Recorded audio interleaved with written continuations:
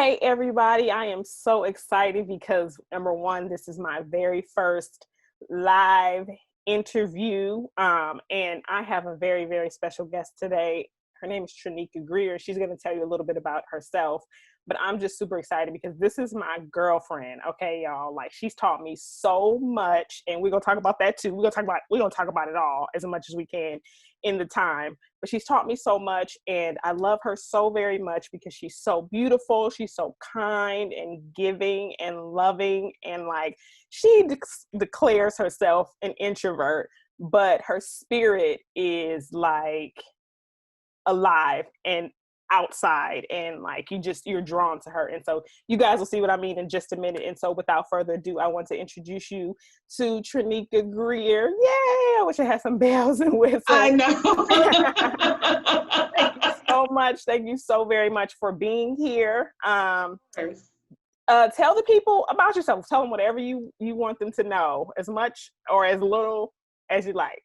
Okay, well, there's like, if you know me, there's like something like super basic that you have to know about me, and that is that I am a snacker. So I will, on occasion, you might see me for sure pop a grape in my mouth.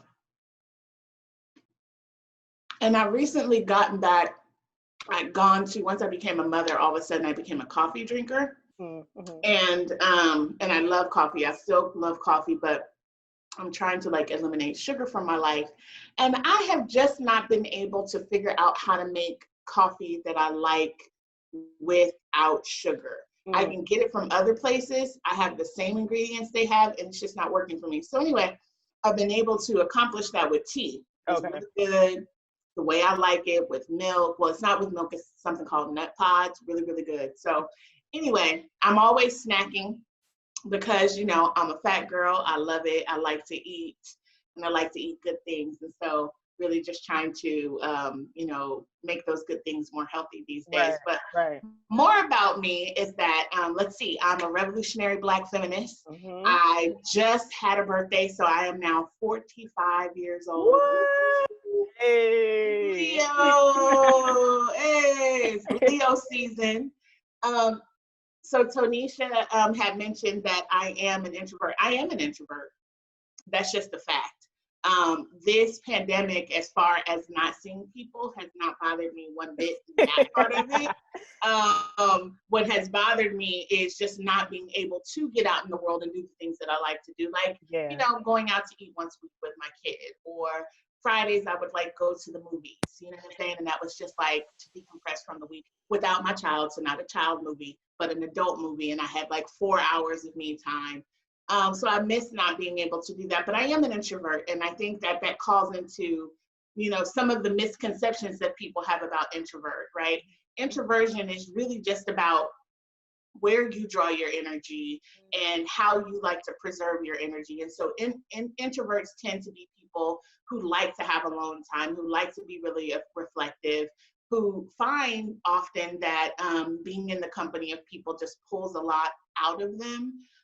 And so that alone time is the place where they thrive, right? But it has absolutely nothing to do with what kind of personality you have, right? Okay. So I'm an introvert, but I've got clearly a big personality, right? But like catch me in a professional networking situation, and thank God I don't have to do those anymore as a requirement for my job. But you will see me like sweating bullets, because small talk is difficult for me and all of those kind of things. So I am an introvert. I just have a big, big personality. Yeah. I am somebody's mama. So I have a daughter who's 7 years old, and she's quite amazing. But guess what? This is like child-free time. I know I talk about that a lot, and we're going to talk about that during this podcast. Mm-hmm. I don't get it that often, but last night, or my sister planned to have my daughter and her granddaughter for sleepover last night. So I really took advantage of that and decided that would be the perfect time for us to film, because otherwise I'd be getting interrupted every time. I always talk about my kids. At this moment has to give me a kiss. At this moment. And what you do with that? Right. You know what I'm saying? Like, what you do with that? You can't like get off me, kids, because trauma. Hashtag trauma. Man. So that's about me. I've worked in nonprofit for a long time.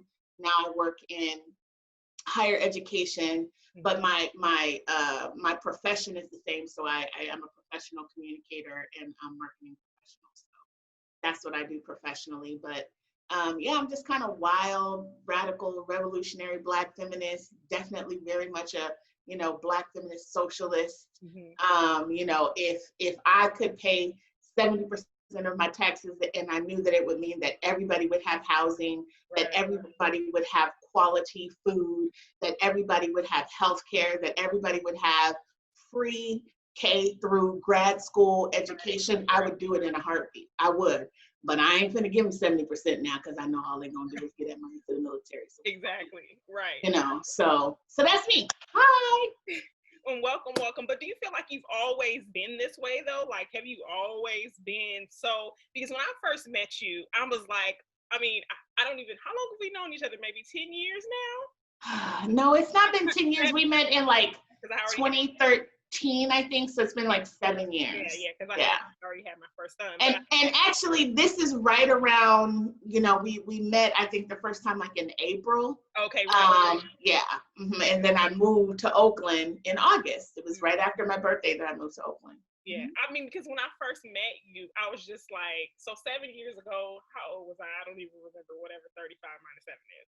And I was just like, this woman is so amazing because I felt like you were so sure of yourself. You were so like clear about everything that you wanted to do. And I was just like, whatever that is, I gotta have that, And so do you feel like you've always been like that? You've always... Absolutely not. So I mean, one thing to know is that like when you met me 7 years ago, you were 28, I was 38. Okay. So very close to 40, right? And I've been through a lot, and lived a lot of life. So I don't want to make it seem, it's always kind of like this woe is me story. I don't want to focus on the woe is me, but I had been through some shit, right? But also lived like this wonderful life, up to that point, and continue to live a great life, I think. But I'd lived this wonderful life. I'd traveled. I'd lived in 9 different states. I'd, gone to an HBCU. I lived in California. I lived in the South. I lived in DC. So I had all of these like wonderful life experiences by the time that you and I met. But along the way, and continually, like I continue to doubt myself and have questions and identify areas of opportunity for immense growth. And so no, I hadn't always been that way. And whatever way you receive me, I don't know if I'm really that way now, right? Because I am a journey, and so the journey to Black womanhood is it's a lifelong. It never stops. Like if you stop growing and reflecting and finding opportunities to enhance like your soul and the core of your person, then you might as well be dead, to be honest with you. Right. You know what I mean? So and our world is constantly evolving, and so who you could have been and been righteous in that 10 years ago is different than who you could be or should be right now in this moment, because the world is constantly evolving. Exactly. And that was just my next point, right? Like, so do you feel like you've been able, and I think this will tie into what our folks' bread for today is, but do you feel like you've been able to kind of escape or avoid, or have you felt like you've submitted to like the world's definition of success? And like, what has that process been for you in terms of your own personal growth and like who you were and what you felt like you wanted to become? And how does that... Yeah, so I think that it's been kind of both and. So I have definitely succumbed to kind of the rabid capitalist notion of what success means, right? So it was like, go to school, get a graduate degree, buy a house, get a good job, right. Invest in your 401k, all of those kind of things, which aren't necessarily like bad things. But if that is your sole focus of how you define success, what many of us are finding 10, 20 years into that rat race is like, this is bull crap. This is some bull. Like, and even if we're not feeling like that, those aspirations are bull, we are coming to the realization that that ain't it. That's not the totality of it all, right? And so you know, that had been my definition of success. But I think that I've been on this journey of being a radical or revolutionary Black feminist since I was 19 years old. I mean, I remember being in my second freshman year. And that's so great though, because I feel like people think that there's this one streamlined way, and life looks so different for everybody. You know, if we could just grasp onto that and focus on ourselves. Absolutely. You know, absolutely. But I remember being in my second freshman year of college, and I was, you know, learning about these fabulous, you know, Black feminists, and I was like, yeah, this is it. Like, this is speaking to me in a powerful way. But I was 19, I was young, and my big sister, Felicia, who's like was my whole universe, you know, as far as role model, right? She was so poised and so graceful and so beautiful, and you know, had nice things that I always wanted to kind of steal and wear, and you know, and the way people looked at her, you know, was just like, who is this like queen walking into the room, right? So that's like definitely my model for like regality and like grace and all of that. But anyway, I went to her and I said, would you like to become a Black feminist with me? Because I wanted somebody to go on the journey with me, you know? Right. And she was like, well, what does that mean? And by that time she was married and had 1 or 2 children maybe.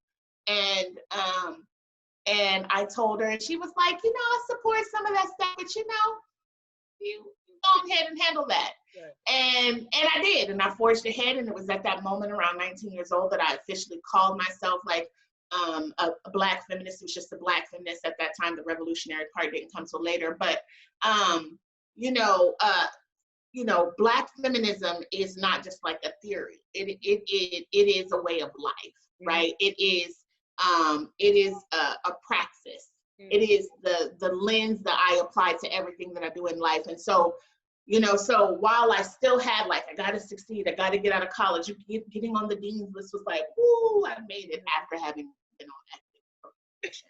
It was significant. You know, so those types of things, I achieved those goals, and I don't have any regrets about them. But as I've gone along on this journey, things have definitely shifted up in me. Like, you know, being somebody's wife is not goal for me. Owning a house is not goal for me. I will admit that those things, or this shift in consciousness, came after I achieved those things. Right. Okay. Exactly. You know, so in that respect, I am speaking from a place of experience and privilege, as it were, of having achieved those things. And so it's easy for me to say, I'm not aspiring to those things that, that I've already achieved. It's a quite different conversation for someone who has been socialized or programmed to think that marriage is all that, and it hasn't been married, right? So I wouldn't like project where I'm at and tell them, girl, you need to wait. No, because I've had it. So that's part of the reason why I can push away, because I know I can also say, and that's real, I can also say, well, I've been married, you know? So, you know, whatever. But no, it's definitely been a journey, and it is evolving all the time. And I'm in the midst of like a great kind of evolution right now, but yeah. And so that's so great, because you say journey, that's been the buzzword, and that's the buzzword I feel like on this show, like that this whole thing, this life, this process, right? Like it's all a journey, and we're all walking our own kinds of paths. And so you guys, my listeners out there, your bread for today, what is the thing that you would say has been what has helped you to be able to embody all of these different facets and take all of these experiences as the sum of the parts? So I would say for me, and though I haven't always been totally focused, and I've kind of deviated from it at times. I would say like being fierce in the protection of myself. That has been an absolutely essential part of my journey. And I think that once I recognized that fierceness was necessary, there certainly was some times before I grew and matured into that countenance that protection just meant cutting people off. Okay. Right. And I still cut a mug off on trip, but I find that I have a greater desire now for those people that I value, and I only try to have people who I value in my space, right? So I'm not a fan of fans. You know what I mean? Like when I connect with people, funny as for a person who has an aversion to long-term relationships romantically, when I mate platonically with people, I mate for life. That is my intention. I don't ever intend to have a friend that's just for a season. I wish that the season folk would just not be there and that everybody was for a lifetime. Right. That's what's for me. And so I am at a place now where I will, if a person is doing harm and there is no redemption possible, particularly in how that harm impacts me, but not just me, but doing harm to others, they have to go. But I am far more grace-filled. And like, I value this relationship. Let me tell you what my challenges or concerns are. Let me tell you or offer you what I think are some suggestions of how you can, rectify that so that we can continue on. I think earlier in my fierce protection of self, I was like, oh no, you got to go, and that was it. And I disowned a lot of people, a lot, so. But how did that evolve? Like, how did you say, okay, I can't just be cutting people off, right? So how can I get to the next level where I'm expressing myself and trying to, reconcile the relationship as opposed to just being like done? I think it evolved because in the cutting of people off like that, I didn't get the information I needed, to understand the why, the why are you behaving in this way towards me? Why do you feel this way about this particular thing or whatever? And so not just closure, but the why. Yeah. And so I think that's one thing that helps like the evolution. And then also, just as you get older, it becomes more difficult to, to meet new people and establish depths of bond. And so just selfishly, it's like, okay, is this salvageable? And so I definitely have, I have a couple of friends who I wasn't, I didn't speak to them for a number of years, but they've now come back into my life in like a really kind of powerful and positive way. And I'm glad that I'm in a place right now where I can be open to that possibility. But then again, listen, I'm not saying don't cut people out. There's all this conversation about call out culture and people don't like it. I'm a fan. I dig it. Because for so long, we haven't been calling people out. And particularly in the Black community, this is how so many of these evils and these generational kind of curses continue to persist. Because we've always kind of had in our community of, well, that's at home. That's home, that's family business. But if somebody is doing something demonstrative and oppressive and traumatic, that should be called out. If a person is in a leadership position and they are being abusive of that leadership and they are not holding themselves accountable, they're not repenting, they're not confessing, there's no contrition, none of that, that needs to be called out. So I'm a fan of call out culture myself. But I think that just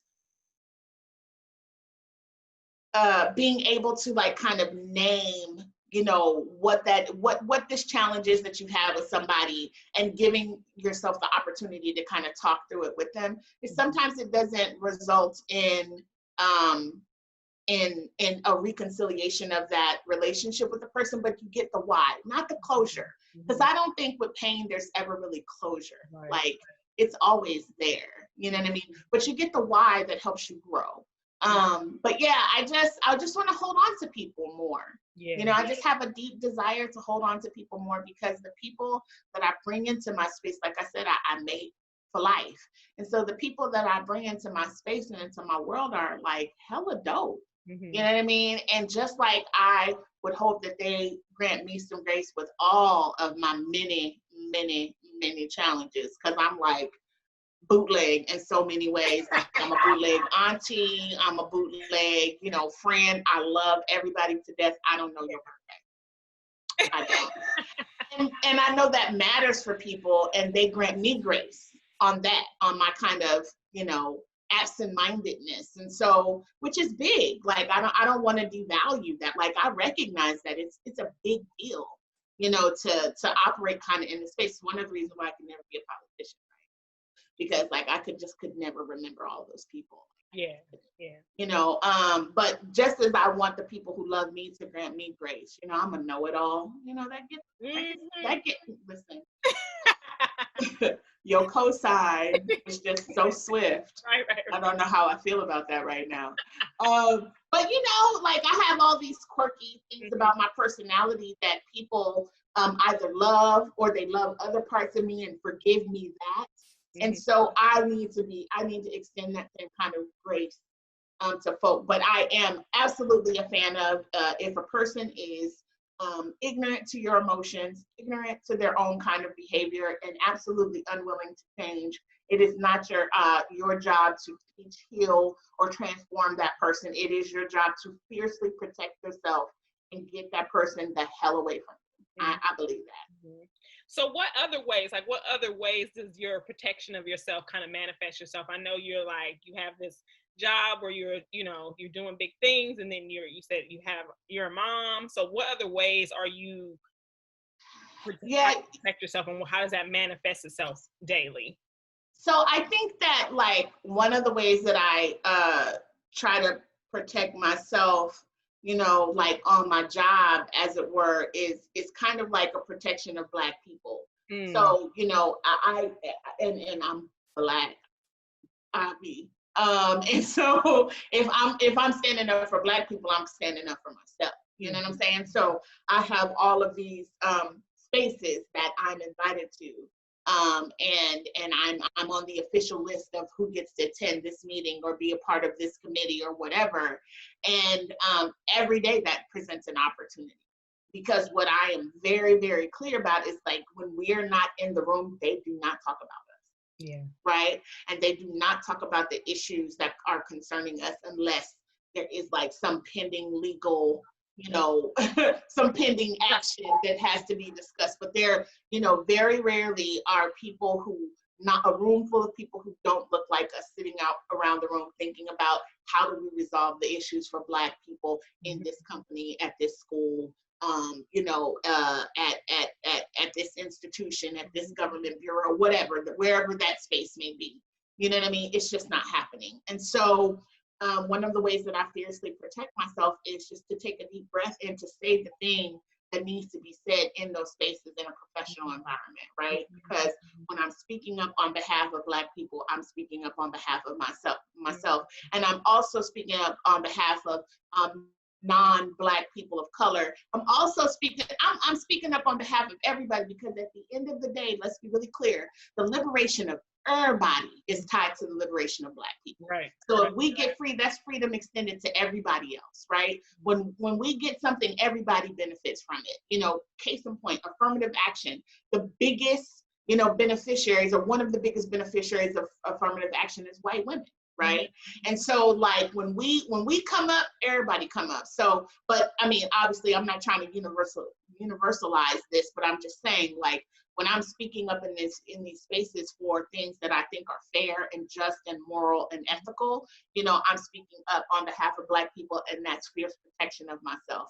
And it also, every time, even if people don't see it directly, those people in those spaces with me who don't look like me, even if they don't see it as, oh, she's speaking on her own behalf, she's speaking for the Blacks, Every time I open my mouth, that gives them more insight into who I am and what they can and cannot do around me, right? And so that's also kind of extending that sphere of protection, for myself.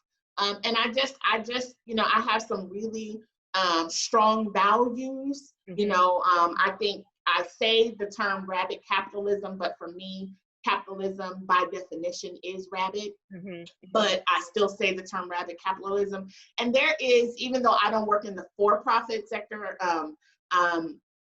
even though I don't work there, those kind of capitalist values will translate into all of those spaces. And so I was telling you the other day when we was kind of going over what we were going to talk about, sharing with you a story of, being on a committee, and I was, really pushing for inclusion in decision-making processes and making some suggestions of levels of people who could be in these decision-making processes that aren't the top person within the organization.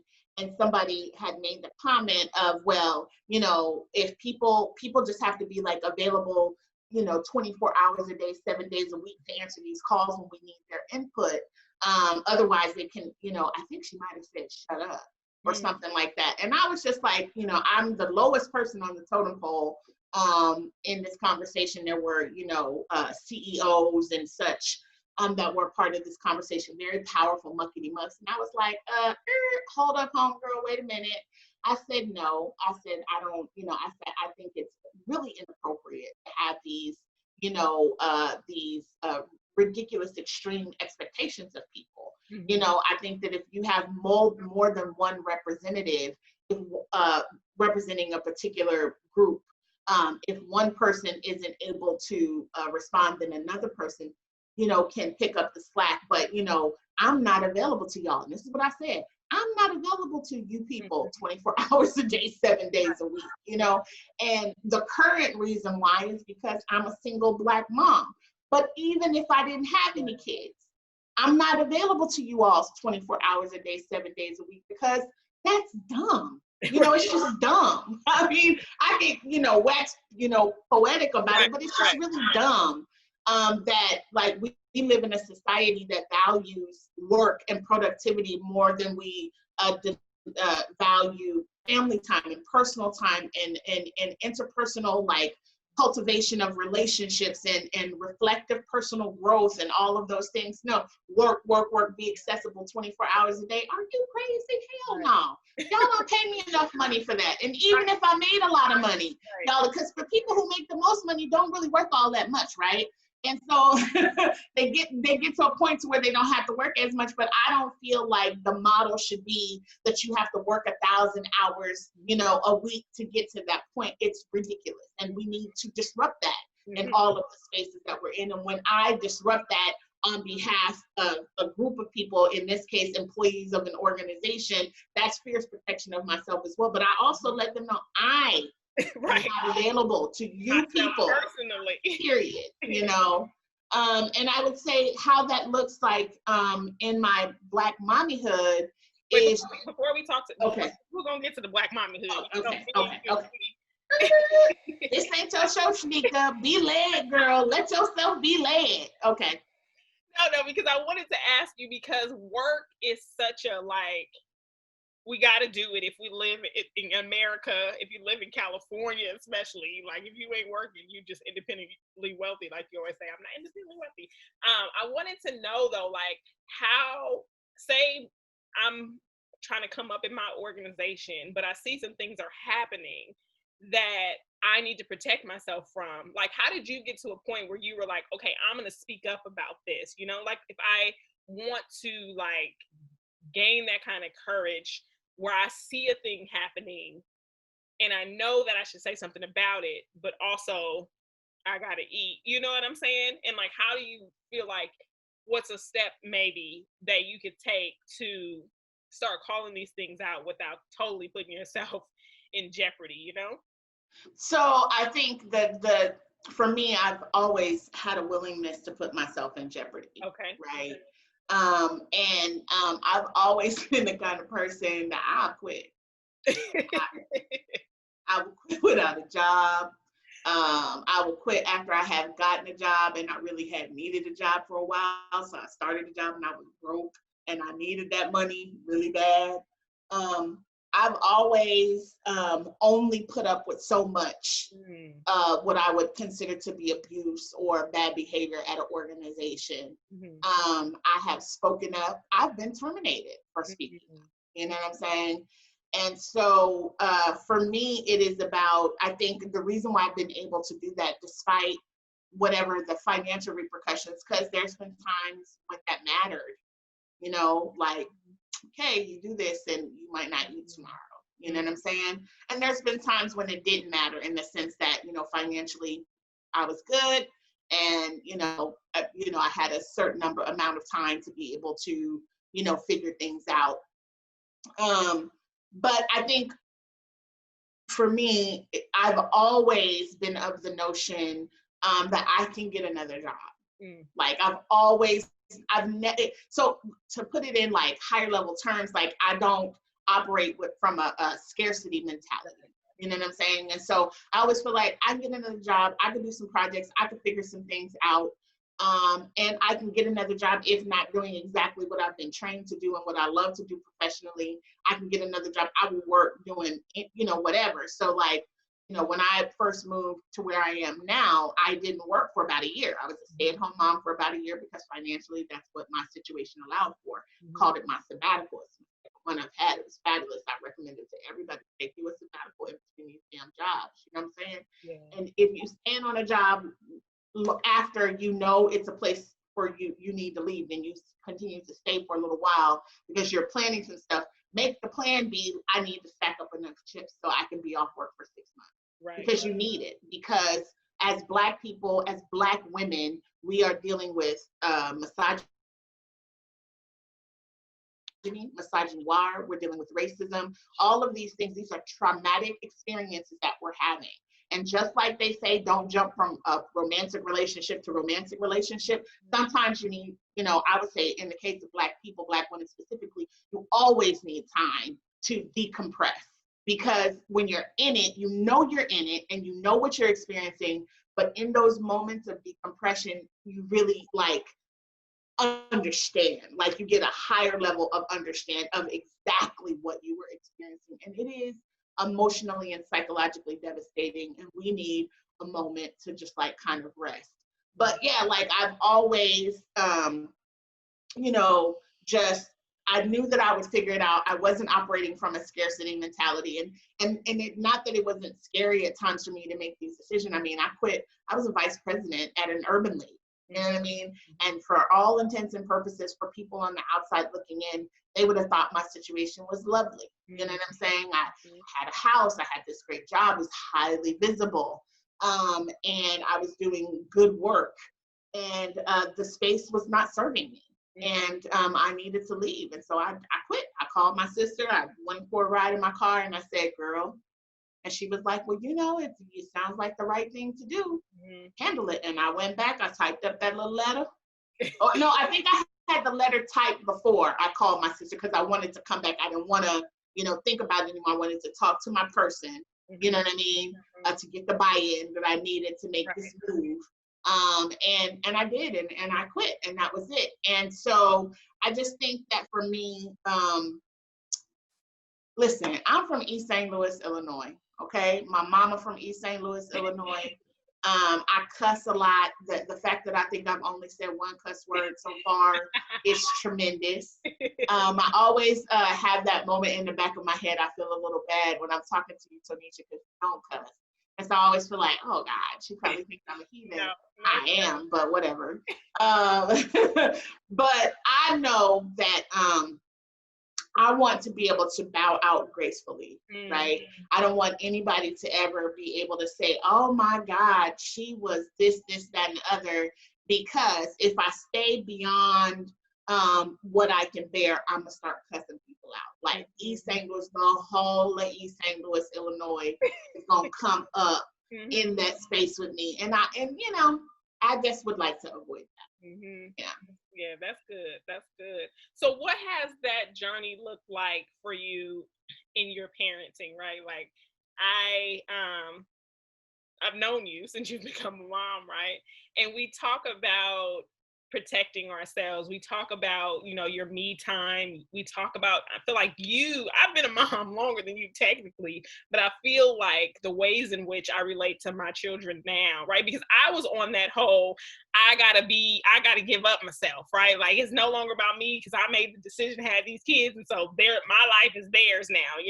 And so you've helped to walk me back from that ledge. So how has that manifested, that fierce protection of yourself manifested in your own life? And then how do you stave off, I guess, like guilt, and different things that may come up as a result of that? So, I reference my sister a lot, Mm-hmm. right? Because she's just like been like such a fabulous role model to me. But I'm going to start with my mother. Mm-hmm. Because she's also just like amazing, and I Mm-hmm. love her, Mm-hmm. and like love her so much, and you're literally like looking at her right now because Yeah, we're like sure. identical. And so like this is Trineka and yours all in the same frame. But anyway, I don't recall living a life as a child where I had full access to my mom 100% of the time. My mom was there, she was present, she raised me, she took care of me. We did all the things that you do together. But I also remember my mom having a life. Mm-hmm. I remember my mama dropping me off at on 14th Street, which is where my grandmother lived. Mm-hmm. Dropping me off over there after my grandmother died. My aunts and a couple uncles still live there, and dropping me off, for the weekend so she could go party, and enjoy herself. And so that's what I remember. I don't remember this selfless mom who didn't have a life. Mm-hmm. I remember a mom who was there with me, but also a mom who had a life. Yeah. You know what I mean? And so that's the original kind of blueprint for me. I wasn't raised in this environment where, mom was just there all the time and didn't exist beyond me. Mm-hmm. I knew that my mother had this world that was beyond me. I was aware of that. And then down the line, my sister Felicia became a parent.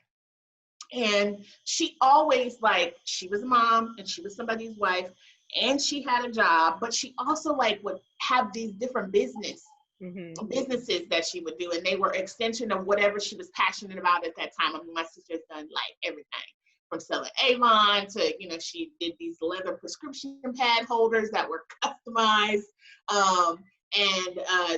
She's been, for the last, 15, 20 years, she's been a human resources executive and leadership coach, and she's a writer, and, she just does, branding and all this kind of stuff that she does.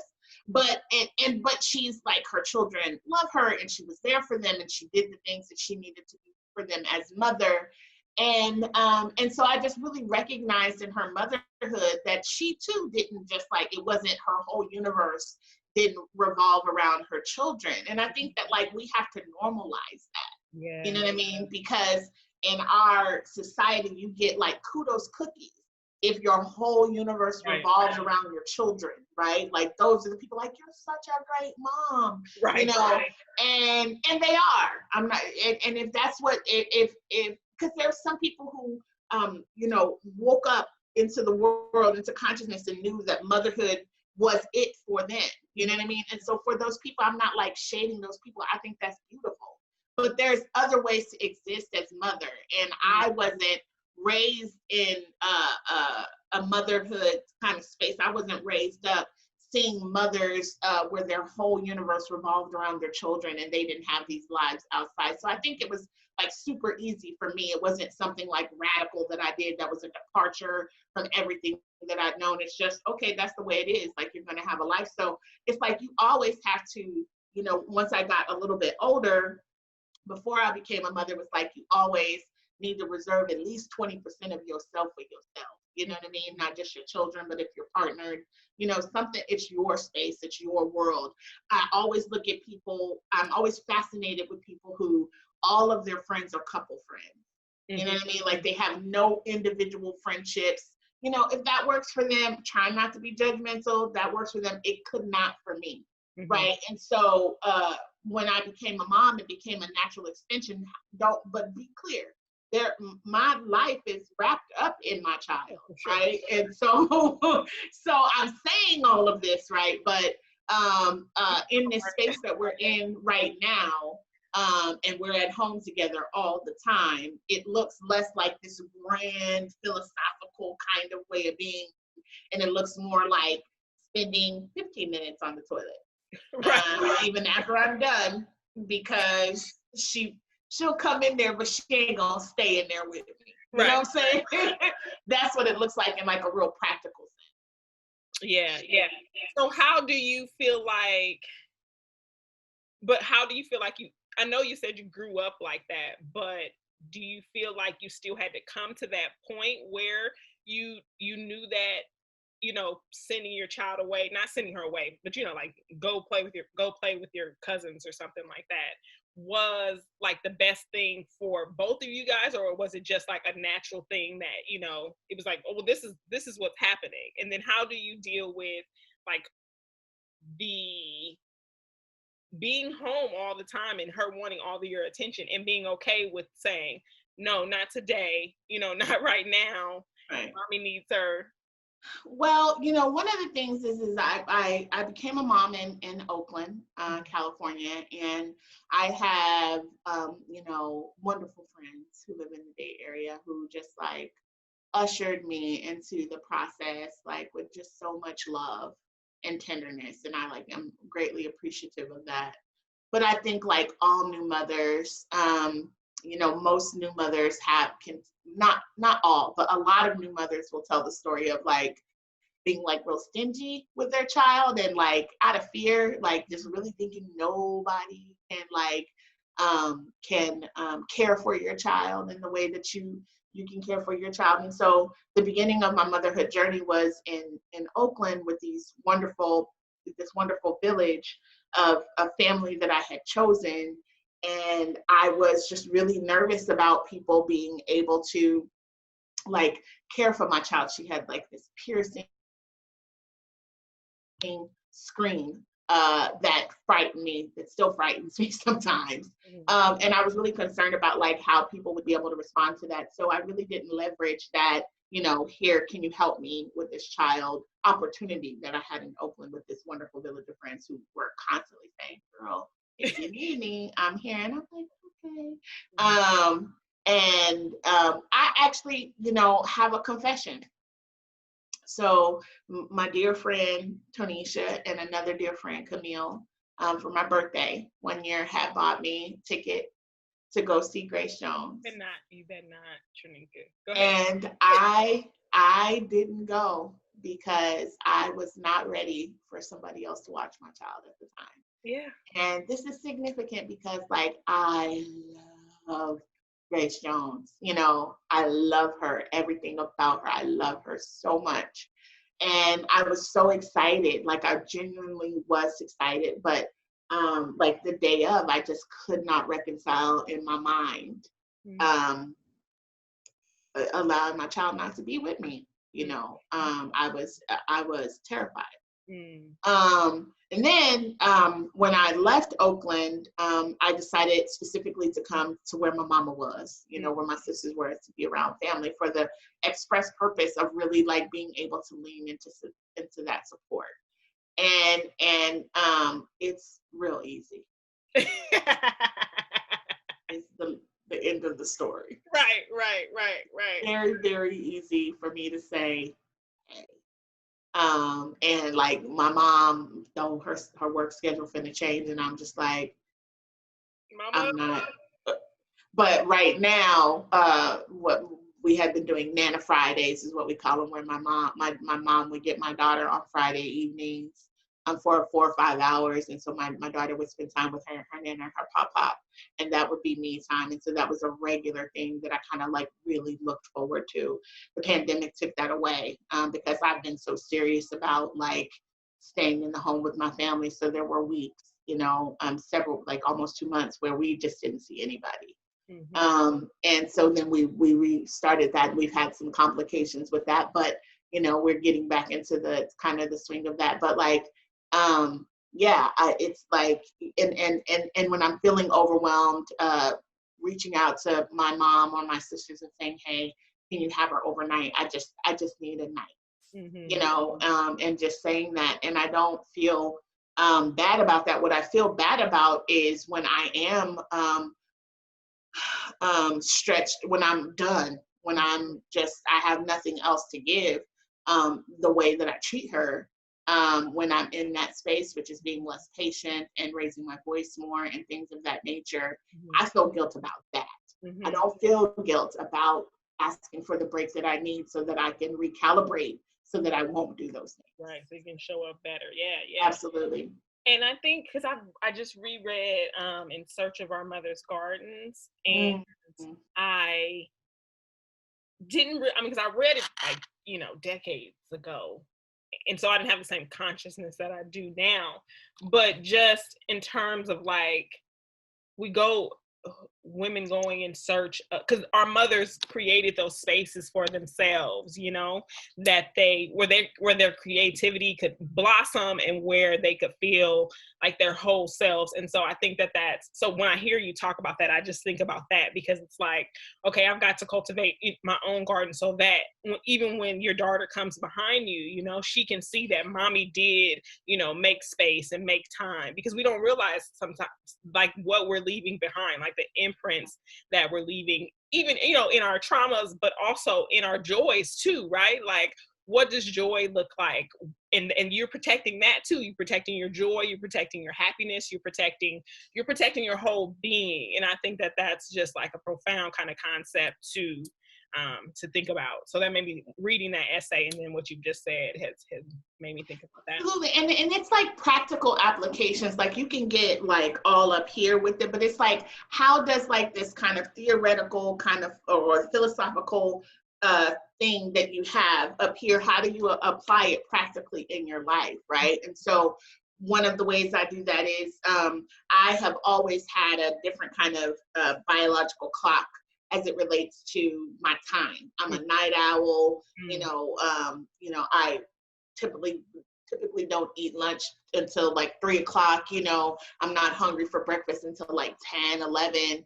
So I've always been off or different in that way, resisting that programming. And even my sleep patterns are revolutionary.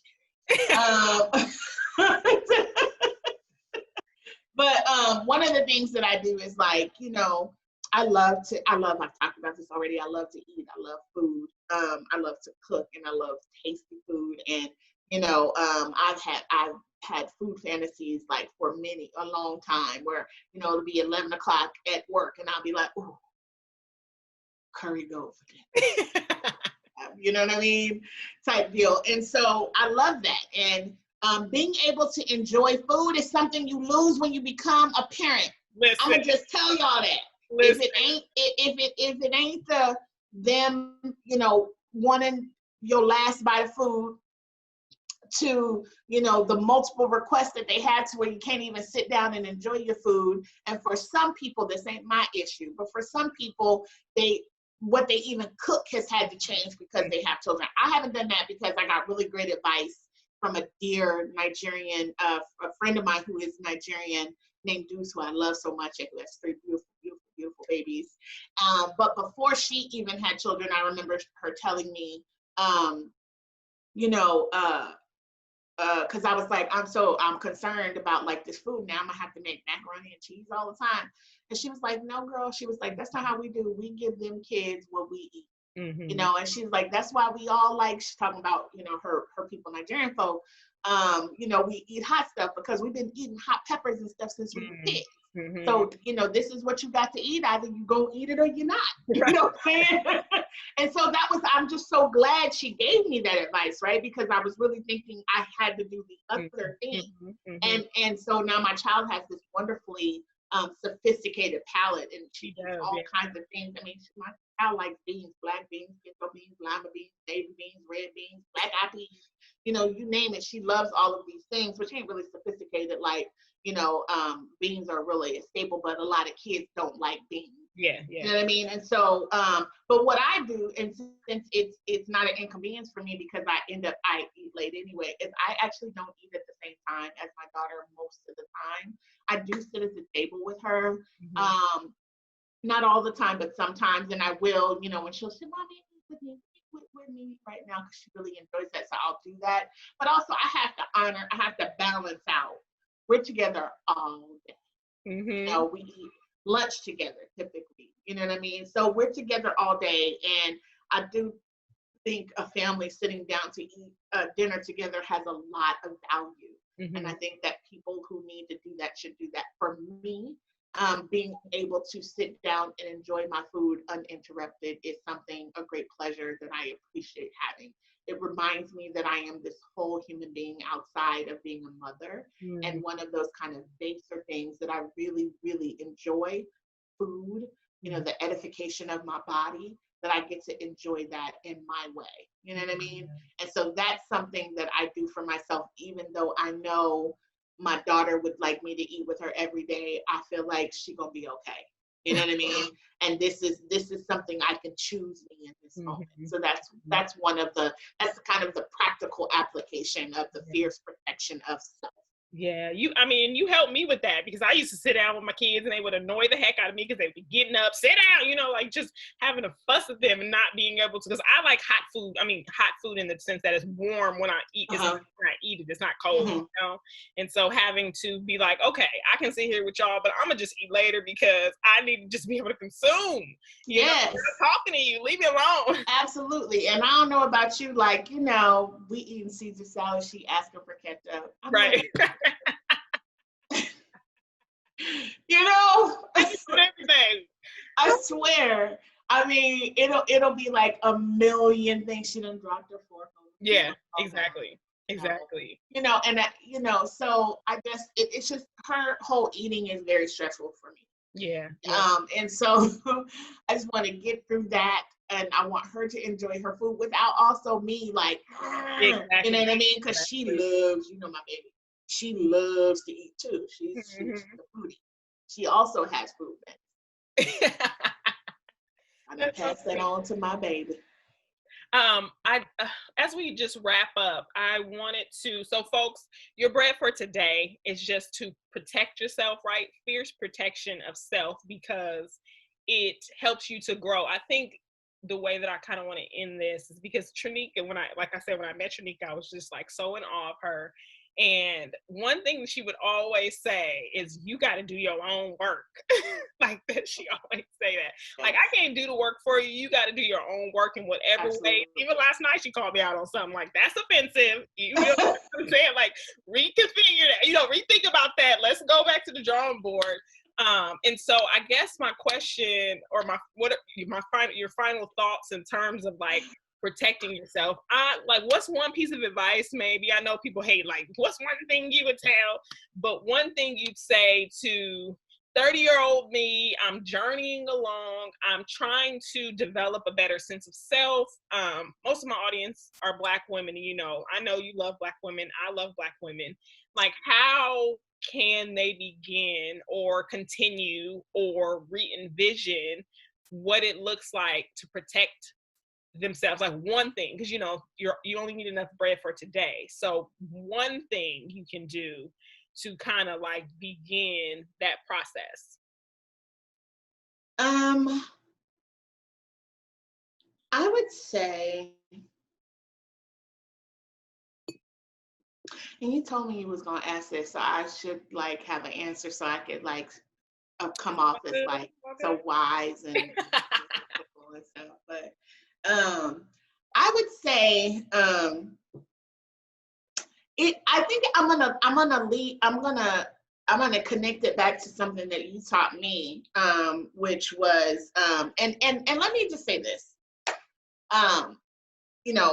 Obviously I'm the person being interviewed and Tonisha is the host, and so there's like this kind of deference and I taught her this, and but just let me be clear.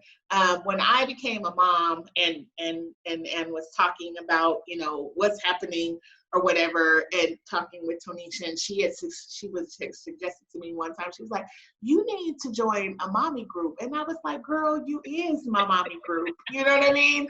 And so like, you are a model of motherhood that I aspire to, with a deep understanding that I will never be the kind of mother that you are.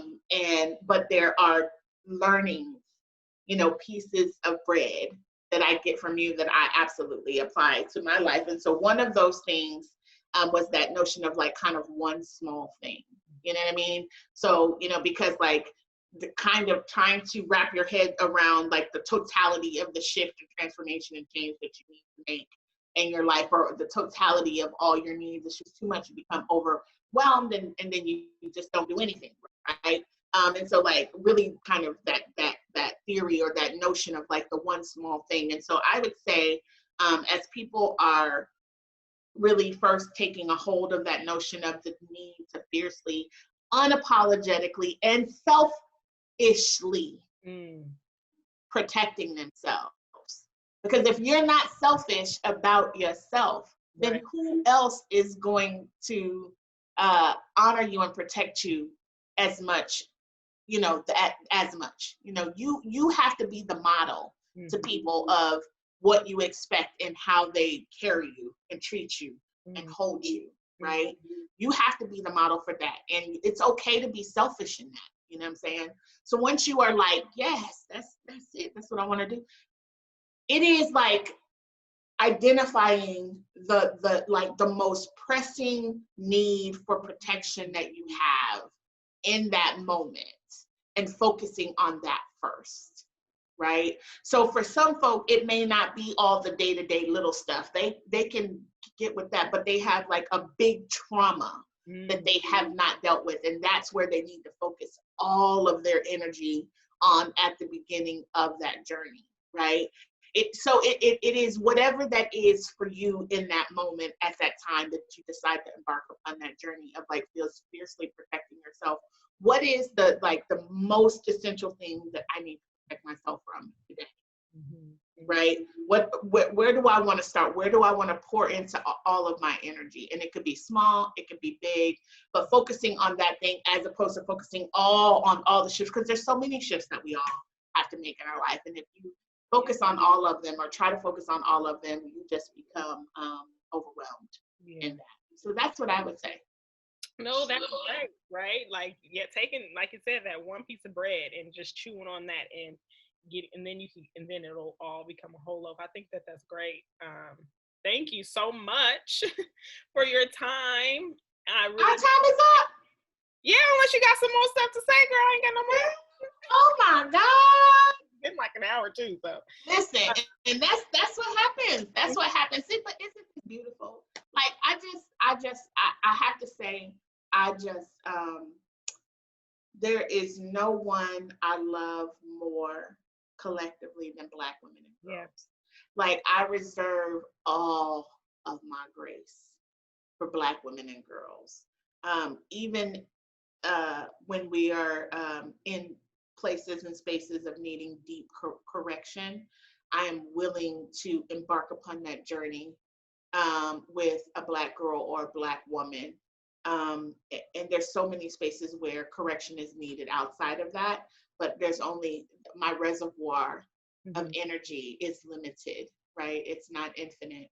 And so in choosing how I use that infinite resource, I want to invest it in us. Yeah. And I just love this kind of concept. I wish I had the discipline to do something like this, because Black women, we are transforming each other. We are recognizing collectively that these systems and structures and all of these places that are set up to protect and cultivate other people are not set up to protect and cultivate us.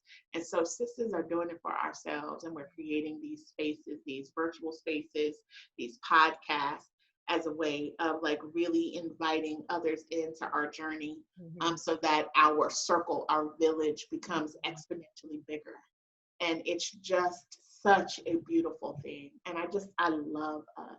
Yeah. All of us. For sure. The ratchet, right. the ghosts, the church moms. Like, I love all of us so much. And I just hope that more of us, I don't want to say it that way. I look forward to this continued journey of us holding each other more accountable, for fiercely protecting each other and loving on and pouring into each other. Yeah. I love it. And I'm glad that I'm a part of it.